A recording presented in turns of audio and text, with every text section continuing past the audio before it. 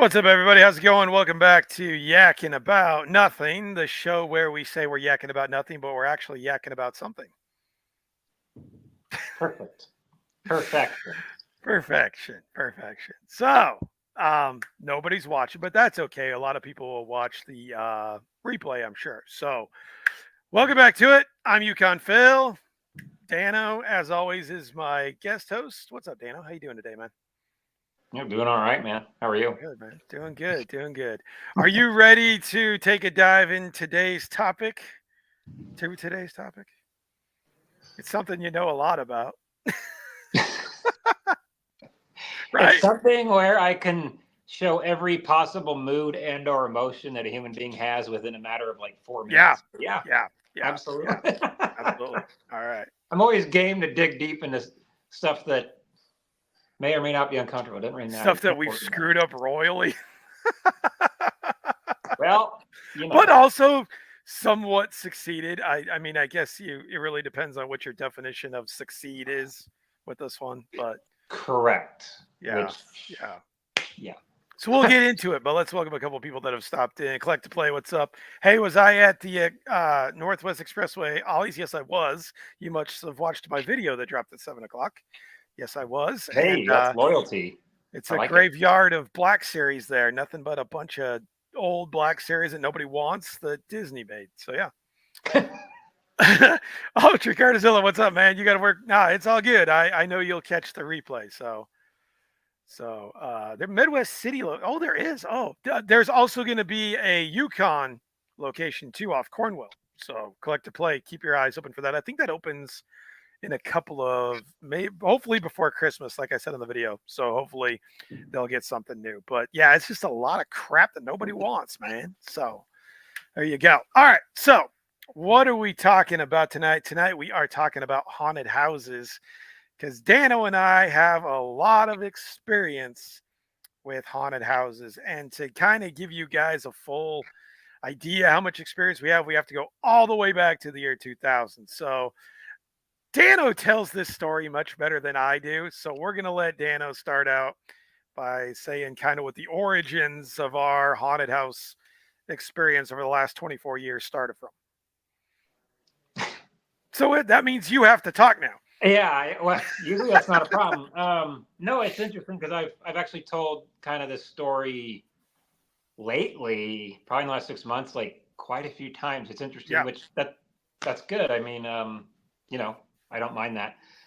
Origins. The origins cannot be rooted in, say, you or I or what we did, or you know, and the idea of, oh, we just had an interest one day and we brought it to our parents. It's like, no, it's kind of in the bloodline. So like the best example would be like our grandpa Bacorny, who he passed in 2015, but he liked a lot of those old school like monster movies, right? Like, you know, like the old school, like Universal monsters, the black and white, you know, Yeah. Wolf Man, things like that. And I do remember vividly he would always talk about like he would find like a sense of humor in it, right? And he's like, oh, he's gonna get him. He would say stuff like that. I Yeah. totally Yeah. remember Yeah. I that. remember that. Yeah. Yeah, but you know, then my mom or our mom kind of got into that, and our uncle Jeff, and but our uncle Jeff took it a step further with like Halloween time, where he would, you know, there's they say there's one in every neighborhood, the guy that goes a little in the Too best way far. possible haywire with his decor for Halloween. He was that guy, but very creative minded, and he would build all these props, like these intricate props. I think the best example can be, or would be, when he built that witch that would actually mount to the top of his roof so it would look, Yeah. and then he put like this light up there to make it look like the moon, and it looked like it was flying when Yeah. it was I mounted. always remember the Grim Reaper that he I made. think that's another one, that Yeah. scarecrow. I mean, the Grim Reaper was terrifying. It just had the red eyes, and but that kind of got that ball really rolling. I think with each generation, it's gotten like more and then more, and then when you and I really, we helped our uncle Jeff a lot, but then I don't even know who had the idea in the year 2000. I think it was 99% sure 2000. But when we were living in Thornton, Colorado at the time, our little maybe what 500 square foot basement, whatever it Yeah. was, That was tiny. I don't know who had the idea. maybe I think all it of was us. you. I don't think it was me. Could have been, but just to do a little haunted house, we had some crappy mess from Walmart, some pallets, and some candles, and a lot of trash bags. That's a recipe for success. So we just started our first little hunt, and then Yeah. I oh remember boy, one thing about it. One thing that I remember vividly was when Uncle Jeff had his. I remember one time I was kind of always kind of interested if I could scare people.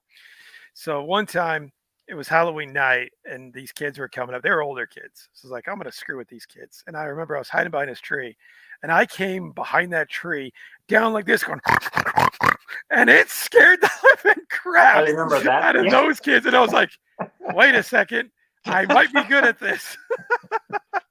That was really That, for me. I was like, oh wait, I like the see the way it kind of always went was Dan was kind of the Dan and I together, but mostly Dan. Dan was, you know, the creative one and the one who would be able to make the props as he still does. You guys have seen his work and everything else. But I was like the actor. I was the one who was like, okay, let's, what are these weird, crazy ways and these crazy weapons and all these crazy costumes that I can use to scare somebody just to the point where they're crying.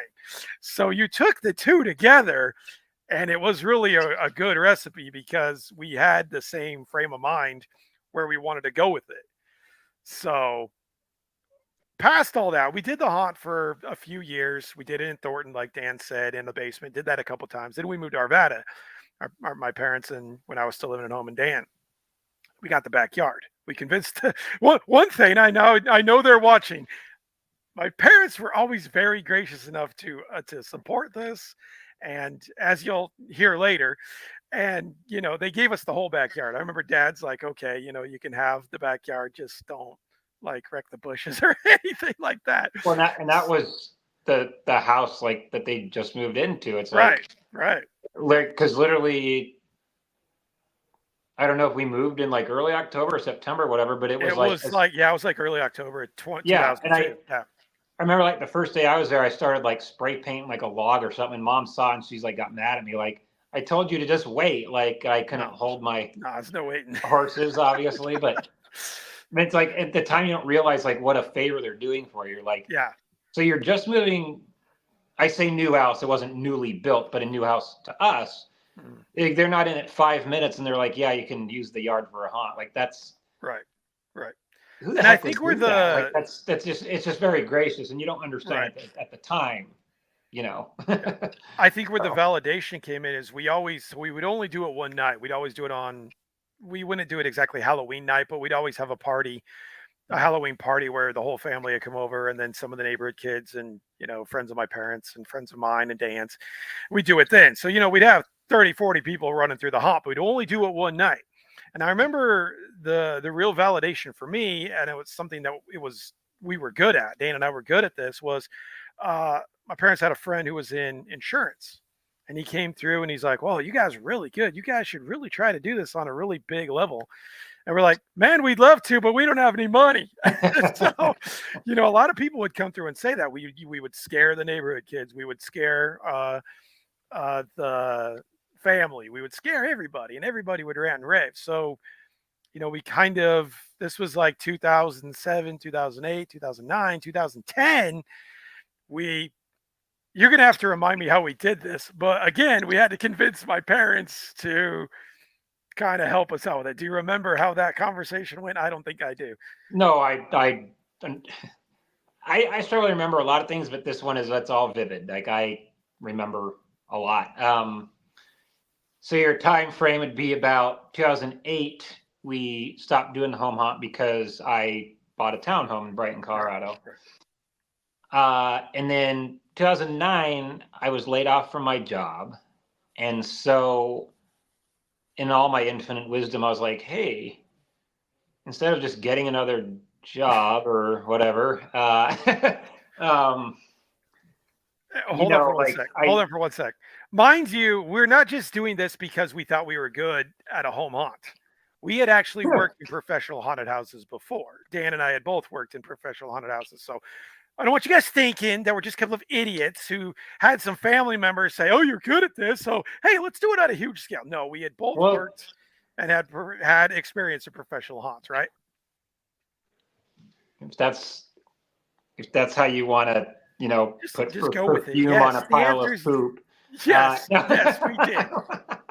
um, you know, I it's still poop, no matter how it's how you make it smell. But yes, but this could be on later in the story. But I'll just drop a quick line and say, running a home hunt with your friends and family in some neighborhood can say, and hey, you could do a pro one, does not translate to actually running a pro one. It's could not be more Further from the opposite. truth, right? But to your point, like I had worked at Elitch's for a year. I had worked at and you had worked at a haunt with a guy named Wayne Wells. He passed several years ago, but at a haunt called Nightmare at Thornton Town Center, we worked as actors. I had worked at Asylum a couple years. That was in North Glen. So we did, yes, to your point, we did have experience, but a monkey see, monkey do experience doesn't really translate, meaning, oh, I'm an actor and I see what they're doing. It doesn't mean that I can do Right. what they're doing. So Right. but anyway, back to that timeline. So yeah, 2009, I got laid off, and so that's when I had asked you. It's like, dude, if there's any way if we can put together? I think the initial idea was put together like a presentation for like family or friends or whoever. Well, we were gonna go to a bank. I remember that.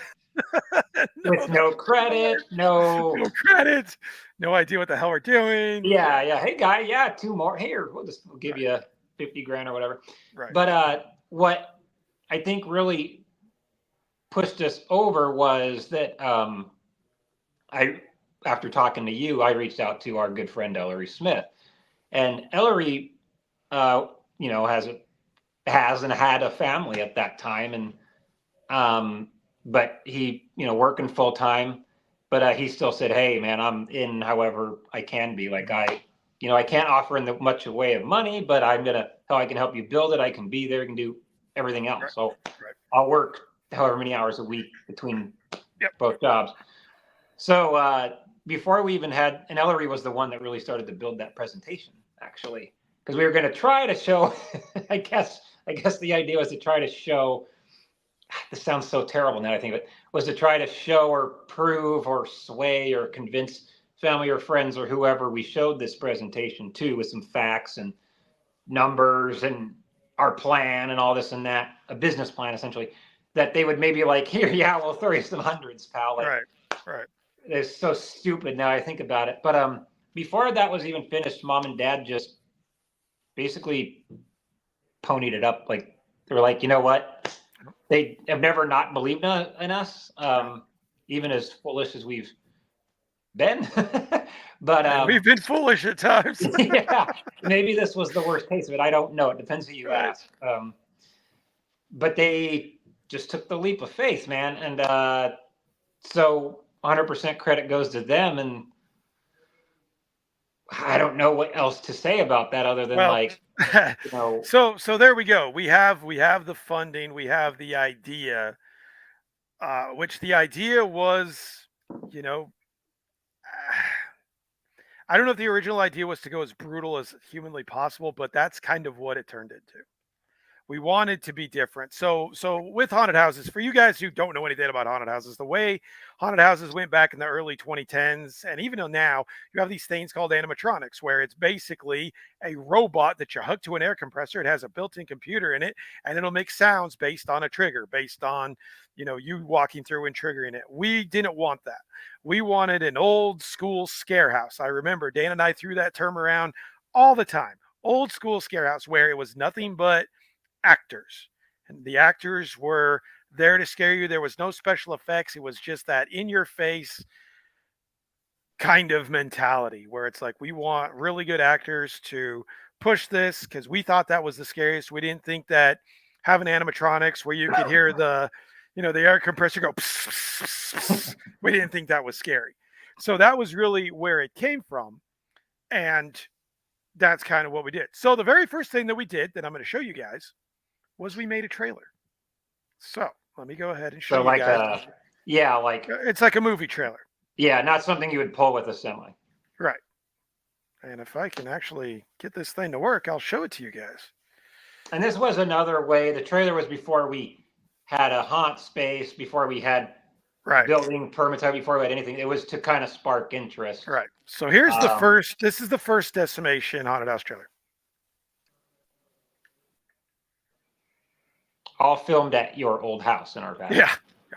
And the devil who deceived them was thrown into the lake of fire and brimstone, where the beast and the false prophet are also.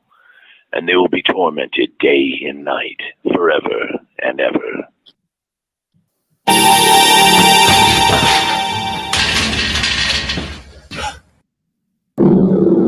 We have high-end acting.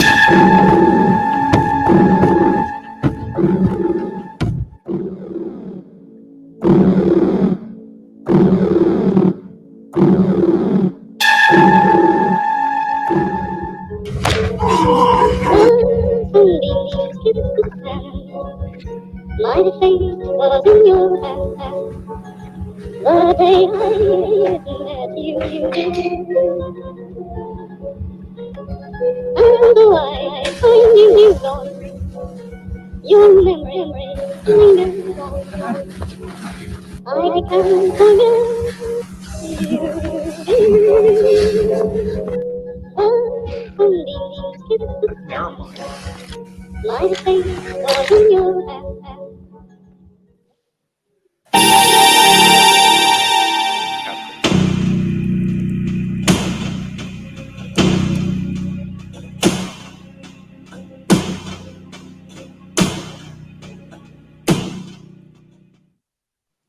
Okay, so There you go. yeah, if I may say right away, so like what you kind of talking about earlier is like the tone we were going for old school scare house, but like really intense. I always use the example just because it fits. Is like go like Rob Zombie with it, right? Like that was kind of the idea, and so like that trailer, as you can see, it was rather intense. It's just like that looks like something that's just like really kind of Right. messed up, right? Like, and so that was like the whole intent there is like set that tone with the trailer and tell people exactly what it would be before it even exists, right? So Right. And once again, so the guy in the gas mask with the long hair, that's me.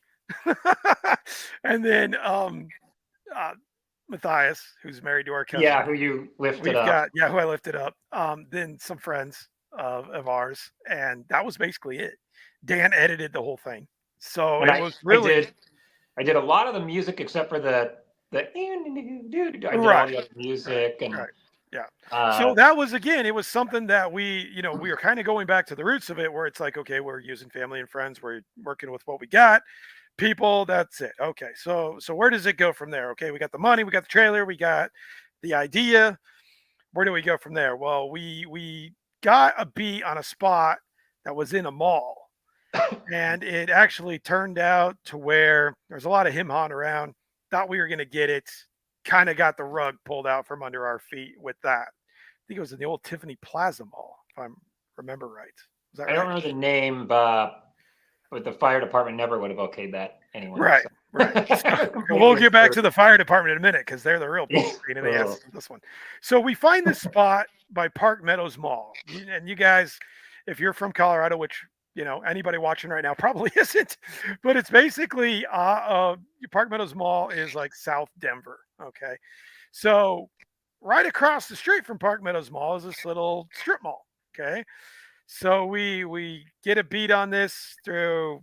How did we even did I find you found it or I found it? One of us found it. I think it was the realtor that we were working with knew about it. She's like, it's a small spot, but it might work. There's not much around. Mind you, this is 2010, so you could still find stuff at a reasonable cost. So we went and checked it out, and we're like, okay, you know, we can make it work. So we decided to do it. There was a certain undisclosed amount of money we had to do. But the whole point of all of it is there was this really big mentality of impatience. Okay. Nothing's really working super solid here. But Dan and I are so hell bent on doing this and proving ourselves that we're like, we don't care. We'll use whatever. We'll make it work. Bad idea. That's a bad idea. So Well, we yeah. go ahead. Go ahead. No, go ahead. So we we get the place, okay. We start doing some demo, and there's photos and videos at demo, and I'm gonna be a little harsh here. Dan brings in a couple of clowns that should have never been involved. Um, to be honest with you. And that was my feeling then. That's my feeling now. There's a couple of people who should have never been involved with this thing at all. More than a couple, probably. Yeah. So we start the demo, we start going. Well, materials are more expensive than what we thought. We don't really budget too well. We get going. So we get going, and then we got to call in the fire department. Well, the fire department comes in and they're like, this is not going to happen. We're like, what? Why? Like, you have to have an entire alarm smoke detector system with exit lights every so many feet throughout this entire thing. Literally so bad that they wanted us to put in an alarm system that would, once the smoke detectors were triggered, the thing would talk to you and say, exit to the nearest exit, or whatever the hell it said. And we're like, come on. And I don't even remember how much money that was, but it basically killed us when it came to budget. Well, let's put it this way. You could buy a brand new car even today. There you go. For the price of that. Because, yeah, the electrical and the electricians had to be paid, but then you're running electrical, you're running exit signs, you're running the fire suppression system, the smoke alarms, to your point, which all had to be tied together. And that wasn't budgeted because we did not, in the theme of impatience. No. Again, that's where just straight up ignorance. Yep. Not to say we're stupid, but ignorance meaning lack of knowledge. We didn't know, but we could have known if we had researched it. But that was not. We'll get to later on how that was not true. What they told us. We'll get to Decimation 2 here in a few minutes. Well, and we'll get to what the thing is. The government is the government, and I won't go on a rant, but you have different cities, you have different counties, you have different states. Based on the address where it is, you have different fire chiefs, you have different counties and cities, and you have different policy. Right. And so had our haunted house been a couple miles in one direction or another, never would happen. The specifications would have been completely different. So, and also to mention, the little fire chief was one of the biggest little pricks I've met in my entire life, so that didn't help matters either. Chip, you mean? Chip. Anyway, so we go through all that. We get that all done. Okay, so we do it. My parents help us out again with that. We get it all in. We get it all done, so it's up and ready to go. So now what do we got to do? We got to hire actors. And boy, this is where we said at the thing on the promos. I said, there's the good, there's the bad, and there's the ugly. Getting into the actors where it got ugly. It got ugly because, again, not only do Dan and I not have the experience to understand that we needed to have more patience and we needed to go back to the drawing board and cut the whole thing, we don't really know how to manage people, and especially haunted house actors. I don't know if you guys have ever met a haunted house actor, but they are a unique breed and they are not easy to deal with. I mean, most aren't. Right. There's some that you're like impressed by them. Sure. But as a general statement, your vast majority, and this is not to be negative, a lot of them are people that are looking for something to find acceptance in, and a lot of them are just looking for some kind of camaraderie of some kind, or some are trying to use and abuse, and then that could be at any job, of course, but a lot of them have bad motivations, let's put it that way. But a lot of them are also on the up and up and really want to help you, and they get paid or whatever, but they want to be a part of something that they feel is maybe bigger than them, which I think is the correct, humble approach. And that's a good point, which you just said, bigger than them. So Dan and I, by our calculations, we were expecting 10 to 20,000 people to run through this, because we're like, hey, well, that's what everybody else is doing. So little did we know that they've been doing this for 10, 15, 20 years, or they just got lucky. And both instances were true. So we're like, God, okay, it's going to be fine. We're going to recoup all this money. We'll be able to pay mom and dad back. We'll get enough money. We're going to take a hefty cut ourselves, and we'll have enough to do it again next year. Wrong again. It's like the Price is Right when they lost in the game. Bump, bump, Yeah. bump, So we'll save that to the end to a minute. But so once we got it up and running, let's go ahead and go over a couple of photos of Decimation 1 and what it looked like. Because, we can go all day here and me and Dan talking, but until you actually see it. And I'll get some fun little details on a lot of these photos if you want, because I remember a lot of it so vividly. Yeah. Okay, so this was a van that we got from at the time a guy was he was your now ex-brother-in-law, but right. He was in the carpet business if I remember right. Mm-hmm. But he got us this real cheap beat up van.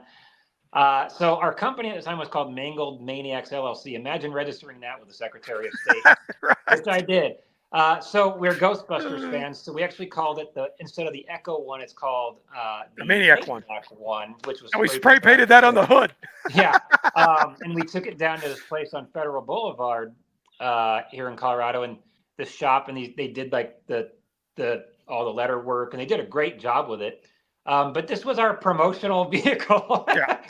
And we literally just took spray paint and did some like painting techniques to where it looked burned, and we put like some heads and skulls on the back of it, and there's like these axe blades on the rack on top, and like I say, a promotional vehicle. And looking at it now and thinking about it now, 13 years later, that was a great idea. I mean, who's going to not notice that going down the road? So now the only problem with it was that I wasn't smart enough to actually change the oil. So when you start it up, it'd blow out this giant cloud of white smoke. You knew what you were doing. I did, and that thing, I ran that thing. I mean, you could hear it coming from my way. It's all.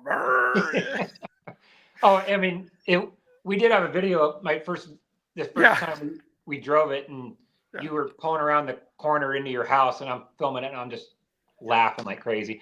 Okay, so this here is our my still friend Brandon Townsend. Good guy. His character here is called Gran DePa. So Gran is the first name, Gran. DePa is DPA. So you get Grandpa. And so on the tray he has, they're not real, of course, but what he so lovingly referred to as mayonnaise cookies. He had a walker, he had a wheelchair, and he worked in our kitchen scene. But Brandon is still to this day, with the hundreds and hundreds of actors I've ever worked with, in the top 5 best actors. Oh, definitely.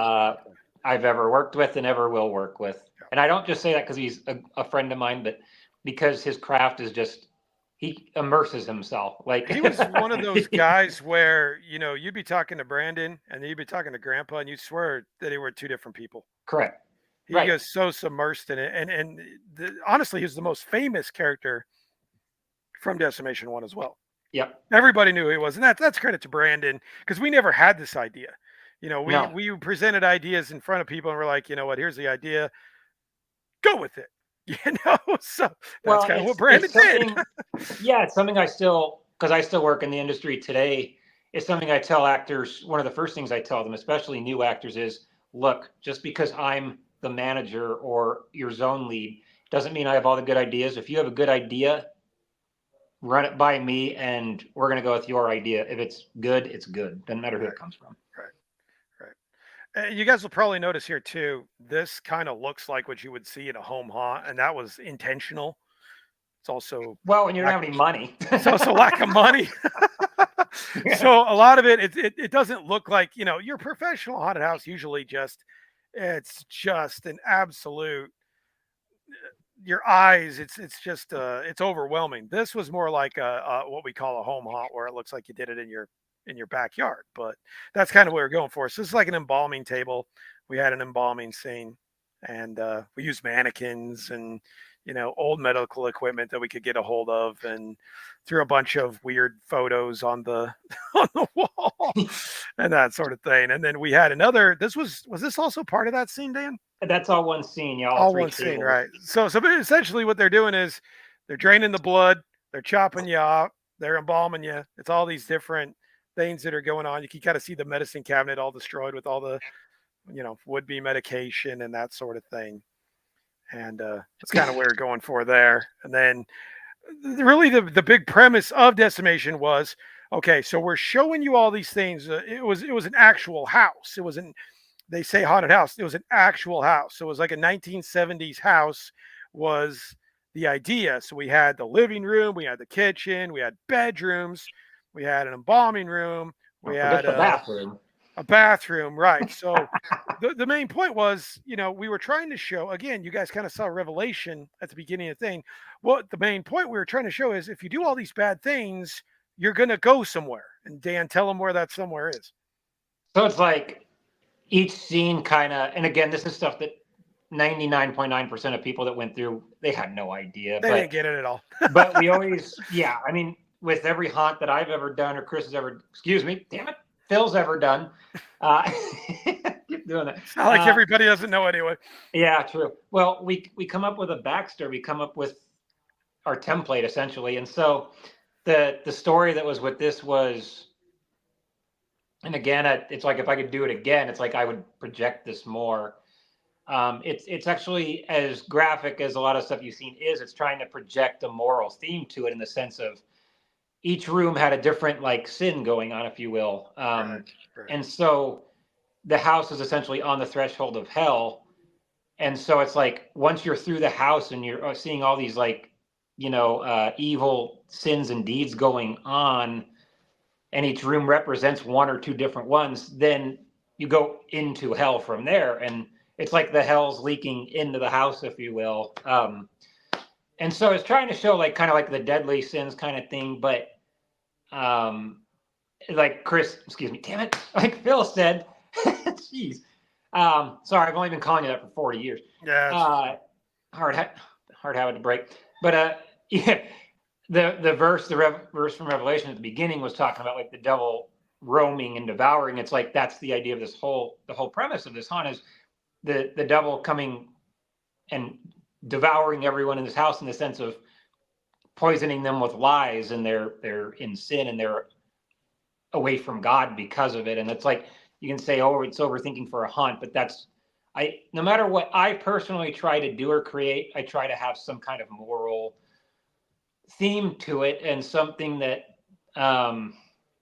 will kind of, I don't want to say justify it, but help justify it. So Right. Next one was kitchen sink. So obviously, we took a lot of plaster, and again, we just wanted it nasty. We wanted it to where it was uncomfortable to walk through it.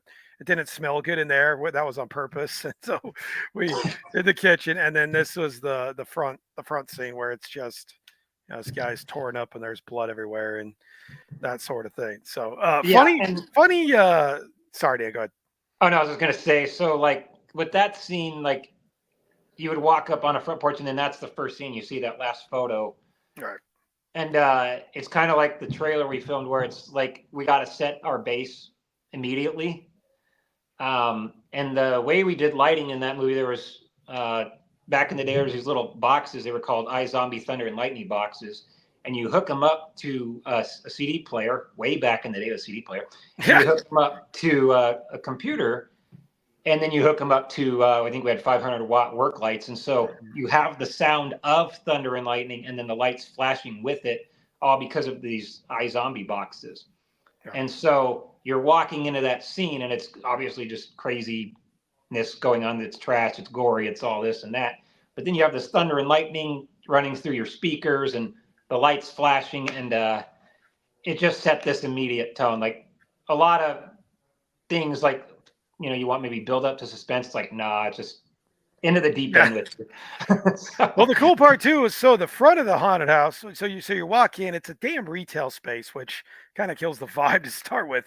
But as you walk in, we actually created a facade that looked like the front of a house. And then, for other reasons, we had to have a ramp because it has to be wheelchair accessible. So you actually had to walk up a ramp to the front of the house, which we built the facade, and then you would walk in. So, I mean, we really, for a 5,000 square foot area, I think we did a really good job creating a house with all the rooms, all the stuff you'd expect, and then kind of a hell scene at the end. And then our buddy Ellery, like Dan talked about, he invented these wings that ran off an air compressor that he turned into a backpack. So we had this really big guy named Jeff, huge guy. He wore them, and these things weighed. Whoa, those weighed what? Probably 75 pounds. And made out of steel. they kicked his butt, but they would actually, this back in the day, they'd open up when you flip Yeah. the switch. And it was really cool. It was really cool. So Yeah, and that ran off a pneumatic cylinder, softened air Right. compressor. So the pneumatic piston would open up these giant rings. Pretty, Right. which I've still never seen anything like that. And I've No. actually sent a video to some of the guys that I work with now, and they're older than you and I. They've been in the industry longer than you and I, and they were like, "Oh wow!" Like they haven't even seen something like that. Still, so Yeah. pretty cool. So a couple things with this. So we're going through, we're having our actor orientation, and in walk these two seemingly nice people. Seemingly nice people. These people were from a group of haunted houses called scared.com. And they kind of like offered for us to advertise them with. And I don't remember, Dan, did we advertise with them the first year? Indeed, we did. So there's more money. Well, there's more money. Yeah, without getting, I'll keep it brief without getting into this because so the haunted attraction industry has, not all of it, the vast majority of it has a ton of drama. So at that time, 2010, the haunt had about 30, give or take, pro haunted attractions within the metro area. In the Denver metro area, yeah, Yeah. a lot. And that's a lot for like a 20 to 30 mile, whichever way you want to go, radius. A ton. But there was which we got, I guess, pulled into, but there was like a them versus them kind of thing with this one haunt owner and then these other haunt owners and all the other haunts were taking sides and really insane, really stupid stuff. Now, perspective, 14 years later. But we kind of got rejected by one side because I wanted to advertise, but then the other side was like, oh, well, we'll let you advertise at this, or whatever. And so we kind of got fed, I don't want to say subliminal messaging, but like sort of was propaganda. Yeah, it definitely was. I had experience with the other side before, so I was a little emotional where it's like I bought in and I shouldn't have. But yeah, a lot of the advertising was done simply just to spite the other team. Yeah, which again, and we got that in that sense. But again, with like what Yukon has alluded to a few times, impatience and ignorance are a nasty combo. Yep. But yeah, so yeah, there's a lot of things that went on in this, 2-year period where it's like, okay, should have stopped at one point, should have been patient, shouldn't have listened to the first people that walk in, should have basically been independent, say, you know what, we're not getting involved in your little stupid haunted house war. We're going to do things our way. That's what we should have done. So I mentioned earlier, we were looking at 10 to 20,000 people. Dan, do you remember how many people we had the first year? Oh, yes. Oh, yes, I do. It's funny in life, you forget a lot of things, but I find that we remember the bad things more than the good, which is very unfortunate. So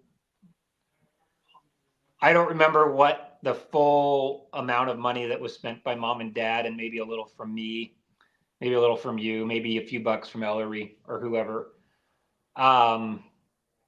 But I think we needed to hit around the $70,000 mark. I want to say, give or take. Sorry again, mom and dad. I never get over that. But we were charging about $12 for regular admission and $25 for VIP. And we put through around 3,100 people. Right. So if you do that math very quickly. That's not $70,000. That's correct. Here's the problem, though, is there was a bunch of bills due afterwards, such as paying the electricians that Ellery, our good friend Ellery, graciously knew these electricians, and they agreed to help us out and do all this work for us without being paid at the time. Well, I hate even saying this out loud, but it's just true. Good life lesson, kids. We only did 3,000 people, 3,100, enough to just pay the actors. And that was it. So, and then pay like our rent, I think, and our insurance, but we couldn't pay those poor electricians. And so I ended up taking a bankruptcy on it, and they lost out on, I think, about $15,000, which is something I could never make up for in my life, which really does suck. And, it's not to go on a thing here, but just for a perspective sake, it's hard when you're in 2010, because I can only speak for myself here. I registered the business in only my name on purpose. I didn't want Ellery, who was married, and you, who was married, to take any kind of hit, because that would affect your spouses at the time. I think Ellery had his daughter at the time and his son. And so, I took that bullet willfully, but it's what you've said a few times, Yukon, is so focused on we have to do this. Yep. And what's the line in Jurassic Park he says? He says, you're so fixated on the fact of if you could do this, you didn't stop see if you should do this, right? And that is the ultimate lesson learned is when there's a lot of times where the right thing to do is difficult. Absolutely. But there's other times where it's red flag, red flag, red flag, over and over and over. If your parents are ponying up 10, then 20, then 50, then 70 grand or whatever, that's too much. That's crazy. All right. But when the drive is a total selfish one, from my standpoint, is this is my dream, blah, blah, blah, blah, blah, blah. I could just get a job and just go on with my life, whatever it is. It's just this, not a manipulation, but almost in a way without doing it on purpose, where it's your parents want to see you succeed so bad. But are you aware that there's more than just one path? You don't have to just do that, and you don't have to do it right now. Sure. And so that is a good life lesson, albeit however many years later. So that is what it is. We tear it down, we get out of there. We have a trailer. We throw everything in the trailer, and we're like, well, that's it. We pretty much relegated ourselves to thinking that was a one and done kind of thing. So fast forward to the following February, March-ish. I'm going through a hell of a deal. I'm separated with my wife. I'm, going through stuff, right? Okay. But I get this call. On my phone headed home from work, and it says, hey, you don't know if you remember me, but I worked at Spirit Halloween. Well, we went several times, Spirit Halloween. My husband has this school that's going to shut down. It's empty. You guys can use it to do your haunted house this year. And you'll only have to give a percentage of what you guys make at the end. There's no other catch to it. So Nick DeHaven comes in. Me and Dan meet with Nick DeHaven, and he takes us through this school. I mean, it's like a playground for people who would do a haunted house. It is a playground, and it is handed to you on a silver frickin' platter. So we're like, well, we got the haunt already. We've got the walls, we've got the props, we've got everything. This is an old school school. Let me see if I can find the picture here real quick to show you guys what it looks like from the outside. Then we'll get into the pictures once. Okay, so it's right here. It was an elementary school, 2 stories. They said we could only use 1 story. We're like, cool, that's no problem at all. We'll take it. You don't have to convince us. So this is what the school looks like from the outside. Again, it's 2 stories. We get the bottom story. Yeah. It was demolished. So, yeah. So we're like, okay, we do it. So again, I'm going through probably the worst time of my life. Dan's like, okay, let's give it another shot. So we take the walls. We come up with an idea. We're like, okay, well, me and Dan always had kind of 3 things we wanted to do. We always wanted to do a house. We always wanted to do a hospital. We always wanted to do a jail. So we're like, okay, which one does this fit? This fits hospital. If you've gone through a school, the way this is laid out, it totally reeks of hospital. So we're like, okay, we got the walls. Let's just go. And the bonus thing with this is we go through this place and there is all these goodies that they left behind. There's medical equipment. There's office equipment that we can use for like the waiting room and the office and stuff like that. So we're like, oh my gosh, we didn't dump hardly any money into this haunt at all. It was very minimal the amount of money we had to dump into it. So we put it up, and Nick helps us. Nick's got the keys to the castle, and but wait, there's something even better with this. It's right across the street from Inglewood High School. There's a high school literally 50 feet from this school. We're like, this is a can't miss. There's no way this is not going to work. It's impossible that this is not going to work. So we really felt it as God was giving us a second chance, and we had a calling. It failed the first time, but we had a calling, and this second chance kind of just fell into our laps, you know. So we took the shot. We took the shot. So we put it up, and then our biggest fear was we're like, oh great, the fire department, because there's none of that same stuff that we talked about earlier in this school. We're like, oh shit, what if we have to put in a whole new freaking fire alarm and everything else? Well, the good thing about this is Nick's dad was the building manager of this. He actually oversaw a lot of the maintenance in all of Inglewood School District. So he knew the fire marshal personally. So Nick's like, don't worry about it. We're going to be fine. Fire marshal walks in. She's like, you guys are good. Just make sure you put some fire retardant on the walls. Make sure you have this exit at the bottom and this exit at the top. Clearly marked. You guys are good. I sign off on you. What? No way. Didn't have to go through any of the hoops. No. And the funny thing about that too is that I think it was like $30 or something, like a check to her. Yeah. But then I remember we asked her because we wanted to use fog machines. Right. And there was already smoke detectors and fire alarms in there because Right. it was a school. But it was different than that suppression system we did at the other one.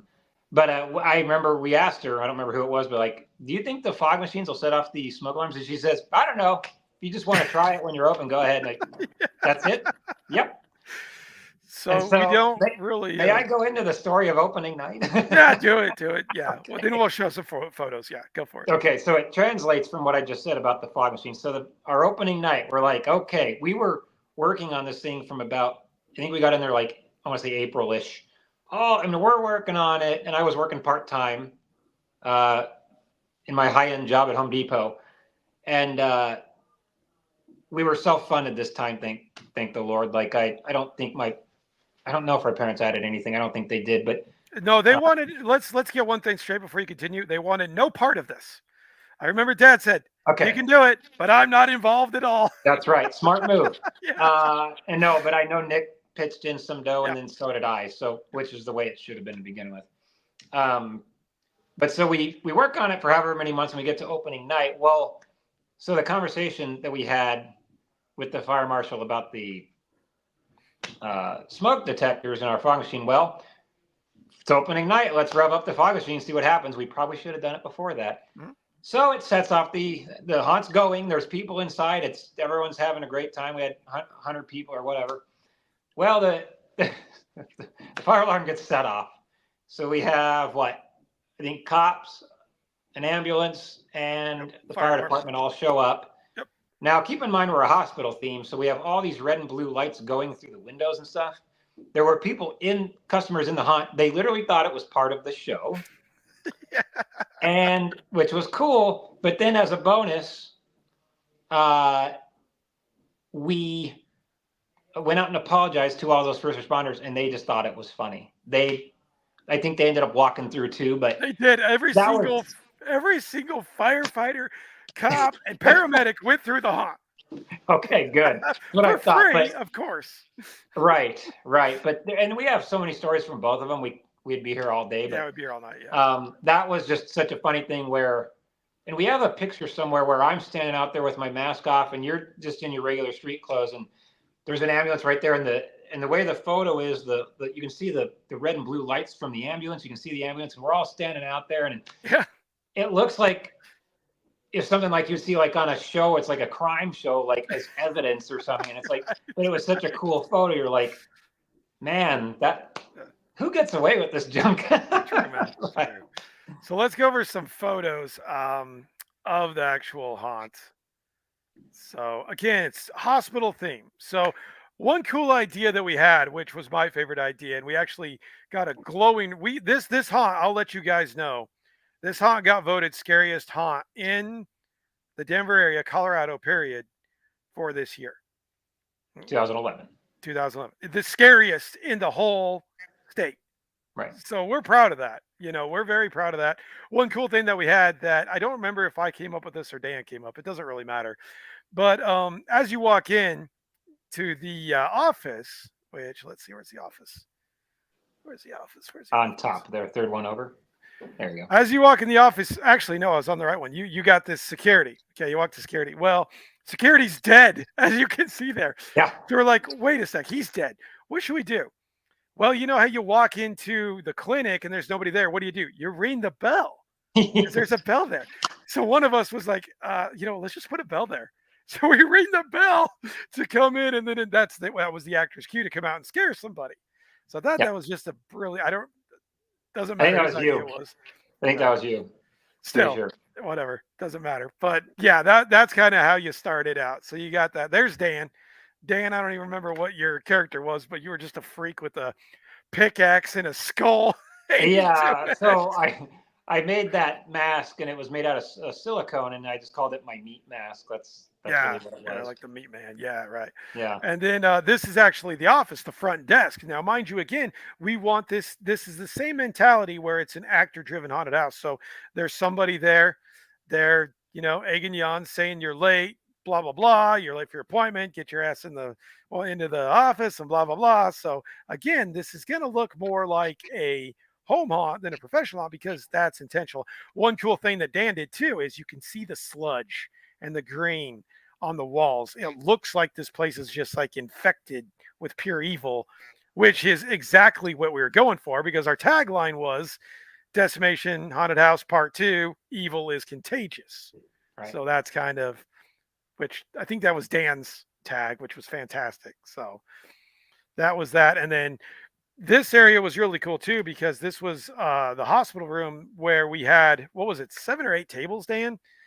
And it just caused. This is the room actually that's a little later. This is the like the embalming room. Another embalming this is where Matthias worked in, and his scare was like he was like a really fast, like crazy talker, and he'd walk in with an open book, and he would just be ripping pages out of the book, and and there was thousands of pages of books all over the floor when it was all said and done. But it was a cool scene. Yeah, and then we had a little corner space here. We had a guy, we called him Crazy Chris.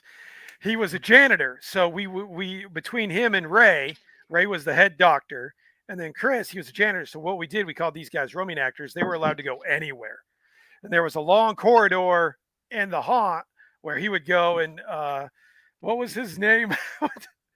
I remember it. Okay, so he had an accent. I don't remember what the Russian. Russian. His name was Grabsak Turnenkov. Right, Grabsak Turnenkov. You say that slowly. But funny nonetheless. But he would push around the mop bucket. Yeah. Oh yeah, no, it was funny, and him and Ray would play off of each other. And really well done. Yeah, really well done. And then we had an elevator. Couldn't use the elevator, unfortunately. I think that would have been cool if we could, but couldn't. We updated the van. We got the cross, the red cross, the signal. They painted it orange, so it looks like one of those old school ambulance paramedic vans. So again, and we even put a little, little siren on it and everything. So that worked out well. There's non-working siren, right? Non-working. And then this is just a pic of some of the guys that we used through the haunt. So we had Griff. Griff was the guy with the gas mask. Nick's the guy whose face is all torn up. Mary, who's our cousin, one of the nurses. Ray, that we talked about, the head doctor, and then a couple other people. This was actually at the 16th Street Mall at the zombie crawl, which we made a huge impression on. And I'll give you guys, there's me. So I was Dr. Van Nostrand. So you can kind of tell that there's veins in this mask. And I took the name from Seinfeld because Kramer always goes by an Dr. alias of Van Nostrand. Dr. Van Nostrand. So I said, well, let's make it Dr. Vane Nostrand. So Seinfeld then- influences your Halloween Seinfeld costume. influences, right? And then I found this old Perfect. hedge trimmer. And I was messing with it one day, and I'm like, oh my gosh, this is like the most sadistic, insane, you know, medical weapon of all time. So I kind of conformed it to be an arm blade where it fit on my arm, and I raised all kinds of hell with it. It was a very intimidating weapon. A lot of people didn't think it was real, and it was real. And then there's one of the patients from the That's patient room. the room. Yeah, Yeah. that's patient room. It's patient room. So a lot of cool stuff that we had in there. Really, some of our best work, I think, Dan. It was different enough from the first one, but it was so the school was like, not to take credit from what we and the actors and everyone did. It's not to take credit from all them or us, but the best thing that happened was it being in that school, because Yeah. you could get if haunted attractions are built around atmosphere. If you don't have the right atmosphere, it makes it hard. But Well, and when it's something that resembles an actual hospital, our work was very minimal in there. We did not have to do nearly the work that we did the first time around. No, and actually to that point, we got a lot of comments from people saying we like, and this sounds silly, but we like how you didn't do too much, because Right. you could go in there and cover. We didn't cover any of the windows. We didn't cover the cinder block. We didn't try to put in like our own floors like in the first one. We didn't cover up the stuff that shouldn't be covered. Right. You know? Right. So we also did a trailer for this one too. So we'll go ahead and check that trailer out real quick here. This one's a little more disturbing than the first one, I will say.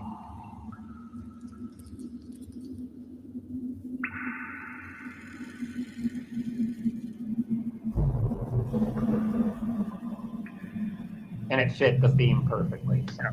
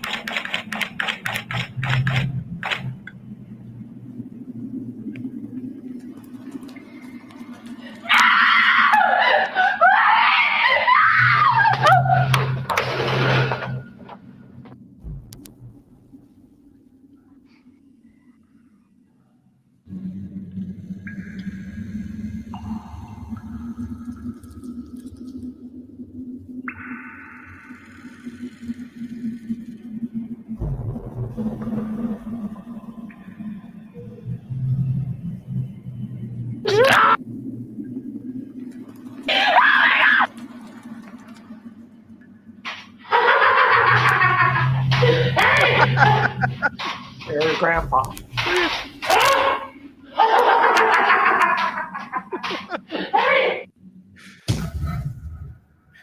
I mean, dude. So that was fully edited by Chris Rathbun, Crazy Chris. I mean, Right. The skill that he had in comparison to what I had is night and day. And he made that trailer what it was. It's like, yeah, I kind of wrote it and directed things and tried to do some of the makeup, but man, that editing is what it looks more professional. It does, because like if you look at the first one, it's very grindhouse, like 1970s, like really raw and really grainy, just so grindhouse. But then that one is more like, I don't even know what, like something you would see, like it was more modern. You know. And so. So I got one more video. Very well.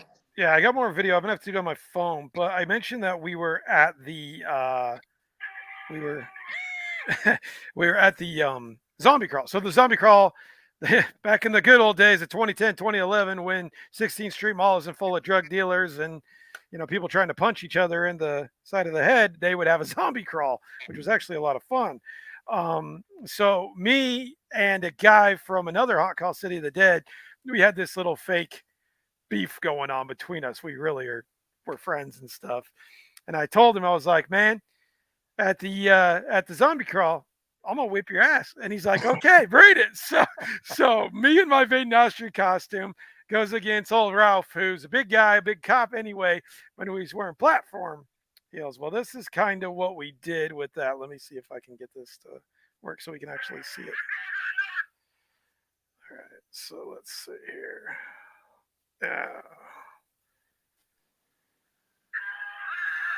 So it was actually a battle between me and Ralph in the middle of 16th Street Mall with hundreds of people surrounding us. My haunt on one side, mine and Dan's haunt on one side, and Ralph's on the other. And we were all friends.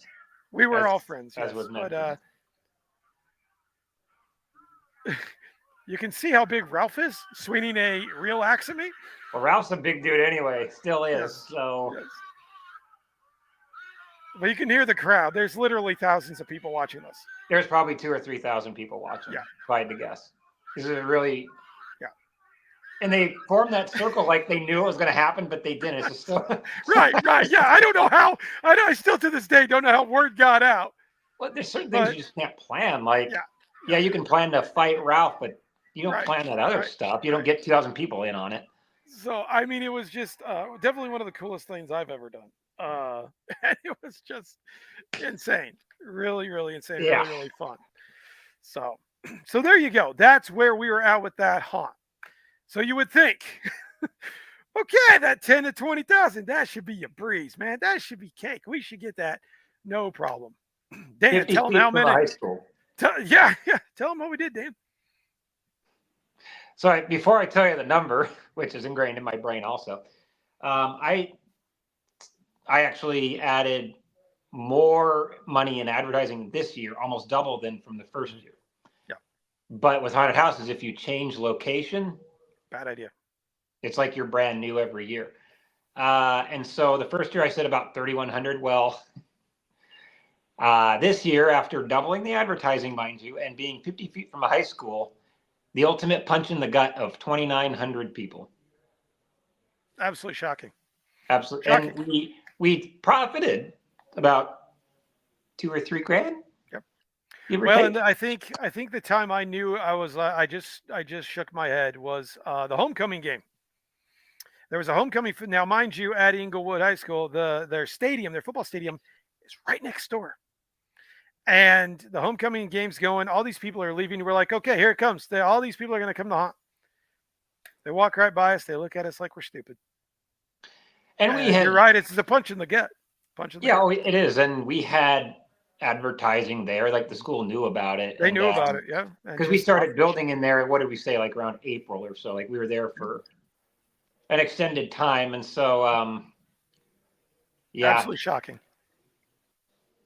So I don't know if I'm still, I don't even know if I'm over that one anyway. Still. No, well, so a haunted attraction is like nothing. It's like everything else, every other business or a talent. Like I can even relate to this with my shop now. It's like you can have the best actors, the best sets, the best scenes, the best lighting, all of that. Your talent can be way up here. But if you don't have the proper advertising, it doesn't matter. Talent does not equate to success at all. On the flip side of that, you can have no talent, but if you advertise the most, say, or say maybe less talent, but if you have a massive advertising budget, they will go to that because they know what it is.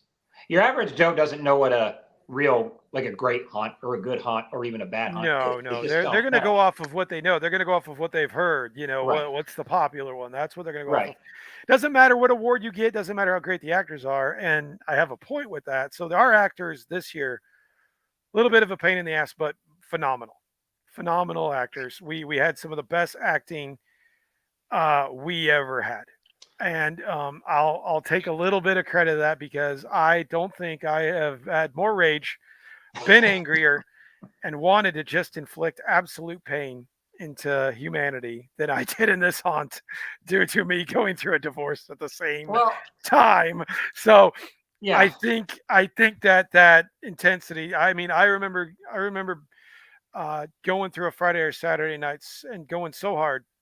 There was one. I'll give you guys an idea how hard I went at one point. At one point, I trapped these kids in the Sanilet and terrorized them for half an hour and wouldn't leave them alone. They came out crying, and I had to kind of back off a little. But I think it was just the way life was going. I'm like, you're gonna feel what I'm feeling right now, you little bastards. But that's the weird thing is you felt that in 2011, and so did I a bit, because while you're going through that, I was going through bankruptcy and losing my house and stuff. Right. But in 2010, I really felt that. I think we've discussed this. It wasn't part of the plan when we were doing it, but we've discussed it in years after. And I've told people this kind of even recently. For me, speaking for me personally, like I put a lot of like whatever anger I had from life or whatever shortcomings I had or whatever was, from my being laid off and being alone in my house and stuff, not knowing how to deal with that. And just whatever else I didn't like, I put that in to aspects of the hunt. And that can be a big benefit. I think it's more of a benefit for you in 2011 because you're acting and like no one was ever upset. Like, just to make it clear, like even if people are like terrorized, screaming, or even like almost crying, they're never like mad at you. I mean, not that we had, the customer wise, like they're getting what they're getting what they paid for. You look at it this way. Let me give you guys some numbers on how insane these guys were, how insane, me, Dan, all the other actors were. We had this thing called a body count. Okay, so 2,900 people went through. Over 200 didn't make it to the end. That's a lot. Most people can make it through a haunted house. There is literally people who couldn't make it past the first room. I myself had about 10 to 15 that wouldn't go in. They wouldn't even go into the line because I tormented them before they got to the line. So that's why they're there. But which I shouldn't have done because we might have lost some sale. But well, not enough to, that extra $300 to make or break, obviously. But you touched on the actors, and so we had quite a few actors that, you said in a nice way putting it, were a struggle, whatever. But there were actors. So 2010, obviously our cousins, they wanted what was best. They did great. But specifically, guys like Griff, guys like Rick, Chris Rathman did the guy's phenomenal actor. But then in 2011, we had an actor come in who was so far ahead of the curve, his name being Mr. Raymond W. Brules III, who was a tremendous actor, having no haunt experience. But he also was this calming presence that would wrangle those actors because Ray just has a presence about him. Still a good friend right now, one of my best friends. But people listen to him. And so it's true. Ray's got Ray has what they call an aura, and he helped us tremendously, like as far as like just getting the actors kind of to focus, I guess you could say. And he helped us like bringing us trash cans. I mean, he did all these things where it's like, he did. Man, I remember we vividly told him, it's like, man, if you had been there in 2010, it would have gone different. Yeah. Here's one little interview that's got Chris and Ray in it. So let's go check. Oh, okay. So you come through the hospital of decimation, yes? Yes. And what did you think? Did you enjoy your visit? I did. Was frightening, yes? Yes. It smelled like a hospital. Oh, that alone is frightening. Yeah. Why wouldn't it smell like hospital? I didn't find the doctor though. Look behind you. And there's Ray. Now you can finally get your pot card. Now you have doctor. Yes.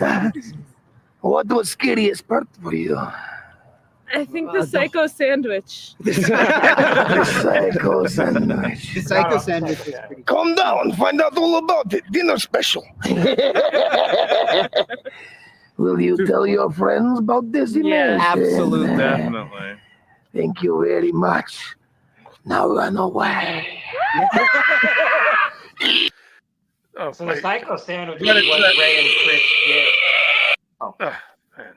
that squeal of Chris. So they would work together, and Ray would usually, I think, was behind them, and then Chris Yeah. would come in front of them, and they would get real close. And so they're, as the name would say, psycho sandwich. They're the bread, and the customers are the meat in the Yeah. sandwich.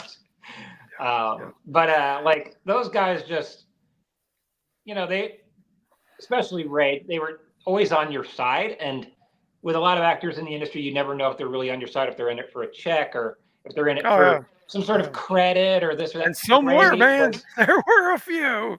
oh yeah, but Ray will always stand out as one of those guys where it's like he was in it for us. Yeah. He refused his pay. He did. He never He got paid. He refused Only it. one. And yeah, and it's just like well, Mary, Sarah, and Kim tried to refuse, but in 2010, but I gave it to him. But that's as an interlude into the post our own haunt, owning our own haunt. It's like what I came to realize, and I did a seminar recently out at Tearing the Corn, the hunt I work at now, talking about perspective within the industry, but it ends up being perspective in life. Right. The whole dream here was my dream, your dream, Chris and Dan's dream. Excuse me, Yukon and Dan's dream, and our parents supporting that. And there you go. But with what ends up happening is we meet friends like Brandon, we meet friends like Ray, we meet all these people that are our friends now. And it's like, okay, without the craziness of that, trying to do that dream, we don't meet these people. So it's worth it now. You know what I mean? You go into something with a certain intent.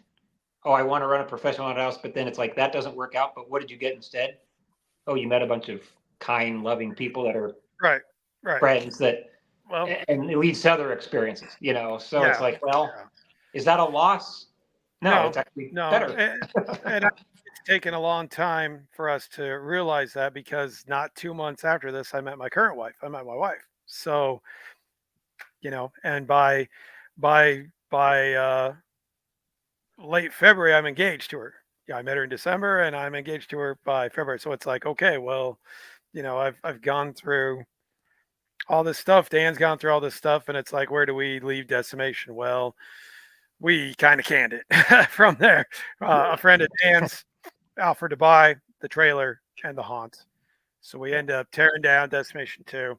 They tear down the building not a couple months after that, so the building's gone. We knew that going into it. We're like, okay, it's a one and done. So we sell it. It goes to the Northeast. Your buddy runs it for a little while.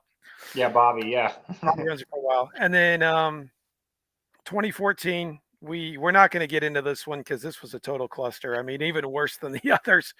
But we were contracted out to do a haunt for another haunter. It was a complete joke and did not go well. It was the worst one of the ones we've done. Not only experience, but just no support, any of that. So, we go on for a while without doing a haunt. Dan, I did, let's see, between 2014 and 2020, did you do anything? Because I didn't. Okay, so we take a huge No, break. He starts with his mask shop and the stuff he's doing with Ray. So he starts up the right. prop shop and everything else. Right. Yeah. Like after we closed up, I think you did a season at Sea of Dead. I did a season or two. Yeah. Ray did a season or two. But Yeah. when you've had the When fruit you've of owning your own, and right, then you can't work for somebody else. It don't work. Yeah. It don't work. And that's no knock on Randy. No, God but rest it's his soul, kind of a Ryan, control but- thing. It's a control thing. Yeah, you go from like running the show to Yeah. someone else, and that's Yeah, it not a doesn't knock work. on anybody. It's Doesn't work. it's a hard thing. It really Once is. you've Even done though it we that obviously way, didn't know what we yeah. were doing. Right. So fast forward about a couple years. I move to Colorado Springs with my wife, and we go to Hellscream. So go to Hellscream. I run through it. I strike up a conversation with the owner, Vince.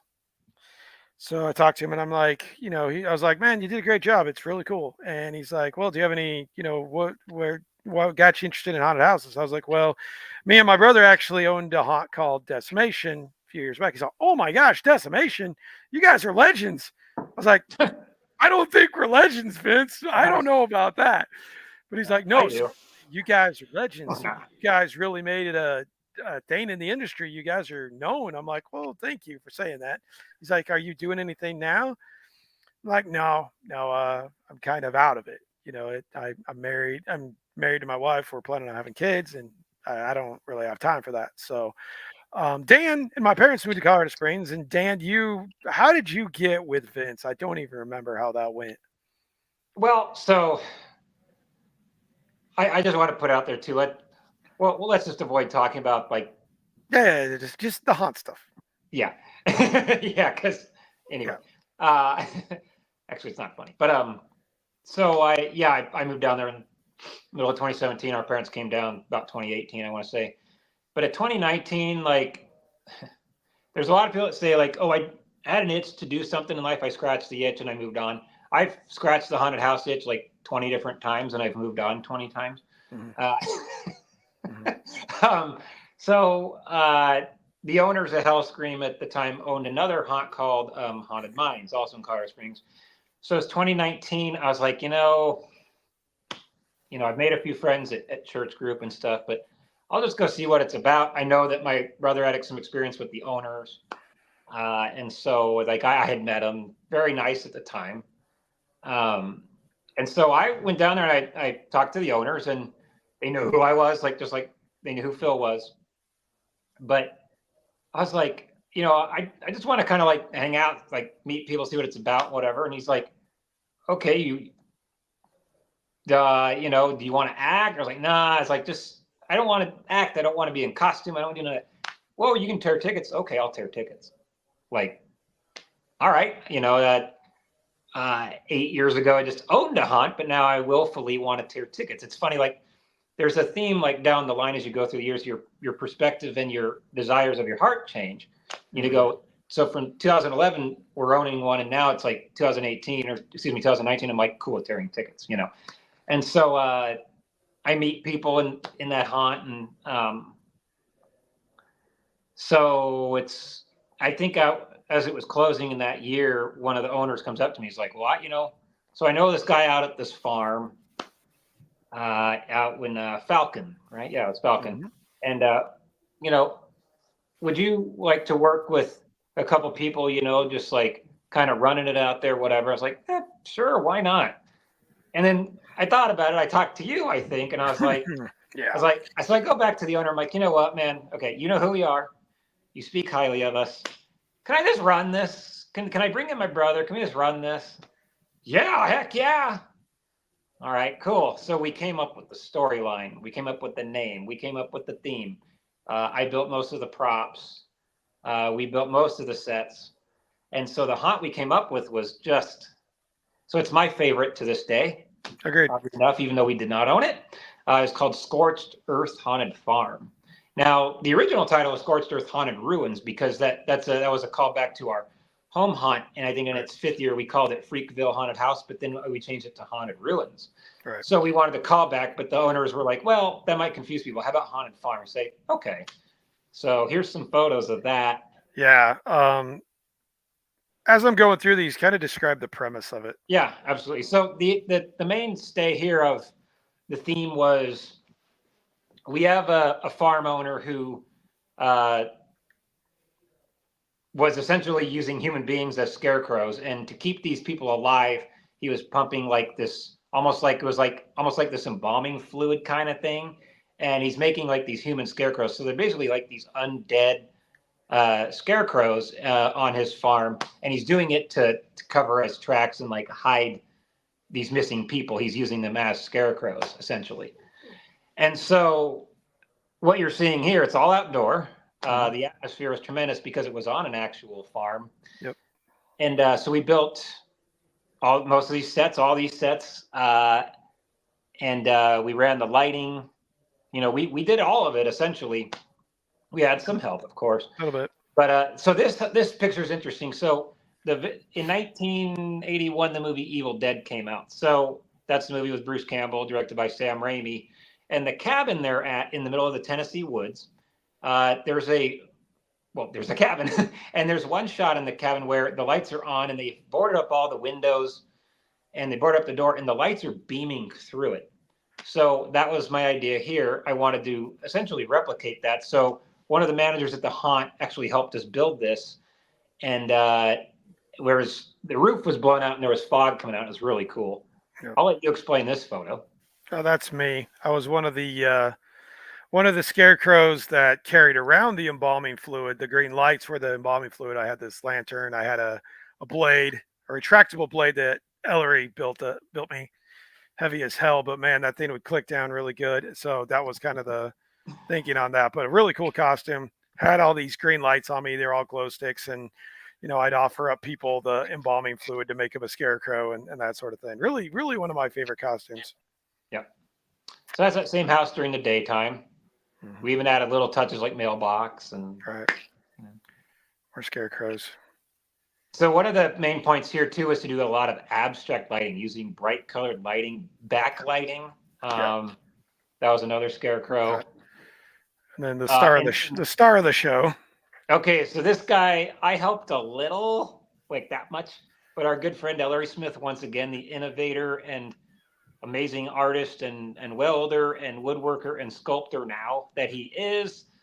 This is a 13.5-foot tall scarecrow that he built in his garage and was kind enough to not only do that, but he drove it down and helped me assemble it and put it up there.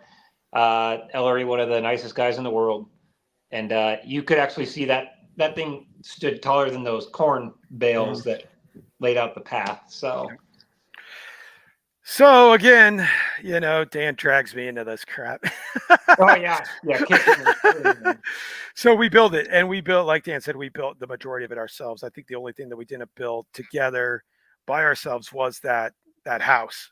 That was the Evil Dead house. So, things are going good until we get to, what was it? I think rehearsal night. No, that wasn't that. It was when I was interviewing actors. All of a sudden, this lady comes in, this broad, who called herself the Haunt Guru. Now, I'm not going to toot my own horn here, but Dan and I got a lot of damn experience. We don't need a haunt guru.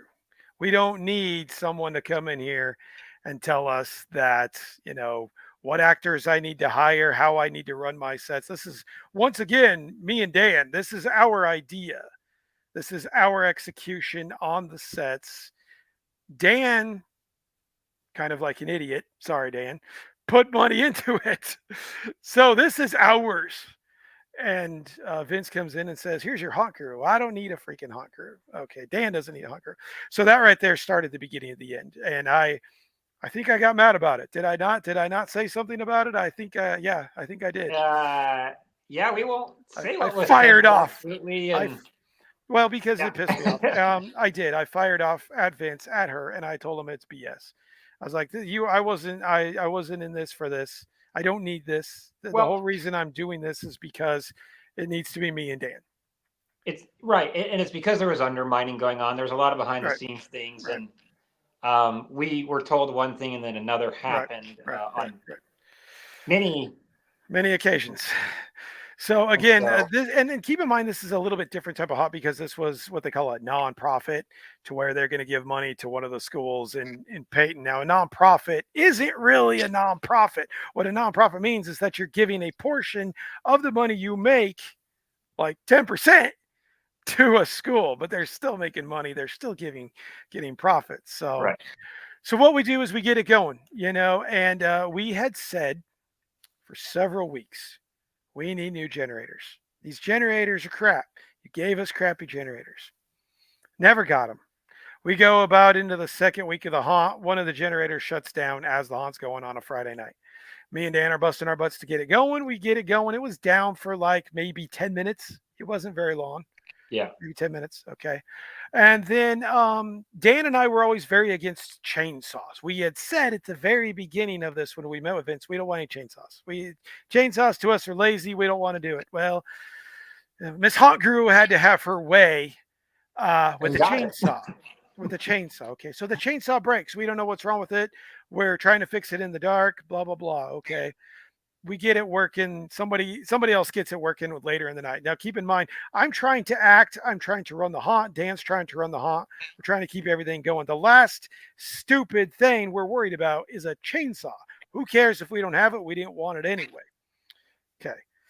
So we get to about the second week of the haunt, and Dan texts me. He's like, "You're never going to believe this." He's like, "We've been fired. We've been fired from a haunt that we created, we helped fund, we came up with the concepts, the ideas, we hired the actors. Hell, I even acted in it, and we ran. So Due to the fact I made the logo, I built the you did website. everything. We did the storyline. Right. I funded a lot of it, which was foolish. I did get paid back, I will say, but it was our whole thing. Our haunt. Like, Mhm. yeah, more or less. I mean, maybe not on paper, but what happened there's some nonsense excuse about it really boiled down to the chainsaw. So we've always hated chainsaws, and this is just our opinion. But what was wrong with it was, and this makes maybe me sound dumb, but it was out of gas, and I didn't know to even think of that because I had no experience with chainsaws because we never used them. Because they're stupid. And so they fired us, and then when we questioned them on it, they said, "Oh, well, we can talk about it," after they had already fired us. So I was told that I had lied to the farm owner, which I don't recall that. And we were just told all these things that just simply weren't true. But what ended up happening is that they got what they needed. And this isn't making us a victims or anything. This is just the truth. They got their website, they got their storyline, they got their props, they got their sets, they got their lighting, they got everything done. They got their story, they got their logo. And so put it this way, if you're in the haunted house industry, you don't fire managers typically in the middle of the season. No, you wait till the end of the season and yeah. So we were once again used, and that was very tough. But we were had a lot of promises made to us, and for anyone listening out there, what can happen is if you have a passion or a talent or you want to do something so bad, there are people out there that sincerely want to help you do that, but there's also people out there that will exploit that and use you for it. Yep. The ultimate red flag is saying, "Oh, can you pay for this stuff ahead of time and I'll pay you back later," which again they did. But that should be a deal breaker. Like, I don't own the business. Yeah. Another red flag is when they bring in somebody to do the job you're already doing. Right. Who doesn't know how to do that job in the first place and literally has no business even being there. And none, and nothing against this individual personally, but you can't just. And I was told that, oh well, she can basically do whatever she wants because she has good connections, and so that was it. That was it. And that was it. We'll wrap this up. But there's nothing else to say about that other than another terrible experience, basically. But I think the biggest thing, and we'll talk about what you're doing now because I'm completely out now. Have been out since then. That was the straw that broke the camel's back. He's done. Yeah. But I think the biggest thing for me with the whole thing was not any of the crap that we talked about. The biggest thing was I got to work with my brother. Me and Dan are close. We've always been close. We always will be close. I mean, it's what you kind of always want when you have a brother. You always want to be like best friends, right? And that's exactly the relationship that Dan and I have and always will have. So the biggest thing for me was I got to work with my brother on all this stuff. I get to say I own 3 professional haunts with my brother, and we always work side by side. We had a couple little quips, but for the most part, we worked so well together. It was ridiculous. And neither one of us could have done the things we did without each other. Right. So that was kind of the thing. It was always a two-headed monster. It was always the Henry brothers or a two-headed monster when it comes to a haunted house. So really that's the experience that I take from it, and the experience that I cherish from it the most is that, a lot of people could say they work with their brother on something that they were passionate about, and here we are doing it again, which is great. But that's really the thing that meant the most to me and still does. Dan, however, is still in the industry, so you can kind of talk about that for a couple of minutes. Yeah, for sure. So, like, but to echo what you're saying, obviously, you're exactly right. I mean, just before we started, I was talking to mom about that, and me and mom and dad talked about that before. But just like you can look at all the bad within all of this, but what you just said is what it's about. Like with the home hunt, like you and I are making it, and then and our cousins are coming over and helping us, and then we have the home hunt, and the family comes over, neighbor comes, the neighbors come over. That's what it was about. The haunted house is simply a vessel, if you will. Right. And then, like you said, we're the two-headed monster. Like we got to work, side by side as brothers, and really make something that was cool. And then brothers is another level. And of course, then you have people like Ellery and Ray that come in, and Brandon, and then, but Dad is down there helping us, Oh yeah. Yeah, build it was. Yeah. and I remember Grandma and Grandpa came down and walked through the haunt in the Yep. daytime in 2010, like, Yep. and Mary and Sarah and Kim are there, and like, and I don't know if even they know, like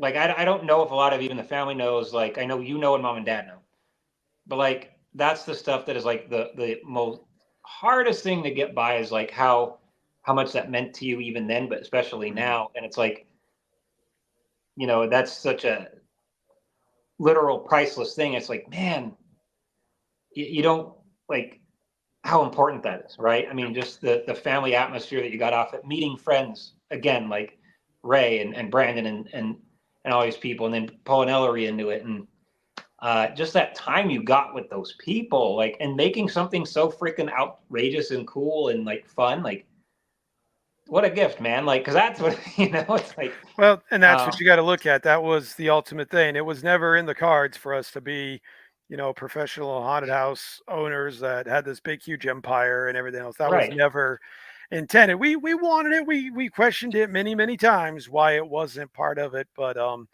once you get later in life, you find out why. You find out Yeah. that I had a different path from it. Dan had a different path from it, and that's just the way things go. But it is those memories that you still have that you can look back on, and that's really really does it. Totally, because those experiences and the relationships are ultimately what it ends up being about. Yep. And Yep. that's to tie into what I do now. That's, I mentioned I gave a seminar out at Terra in the Corner where I work now. So in middle of 2021, on Facebook or somewhere I saw it, but there was an advertisement for like a costume manager up at Terra in the Corner, which is in Erie, Colorado. And you had just moved out to Oklahoma, but me and Mom and Dad were gearing up to move out of there as well. And so I applied for it, and I know the guys there, and they say, well, yeah, okay, that we'd love to have you interview, but don't you live in Colorado Springs? I'm like, nope, I'm going to be moving in like a month. Oh, okay. Right. So I went out there and gave an interview, and ended up going up there to help out, just swing a hammer for a couple of days. So, a week later, whatever. And I asked them, it's like, you guys made a decision on that? They're like, oh no, but we'll let you know. And but they called me back with like, hey. So at the time there was an event out there called Zombie Paintball, where they would on a tractor, they pull people, and you had paintball guns, and you would shoot zombies, people. Yeah. And like, you want to manage that? All right. So I did that for years, and they shut it down. And then so the next year, in 2022, said, you want to be a zone lead. Our hunt now is 5 zones. It's a mile long. It's massive.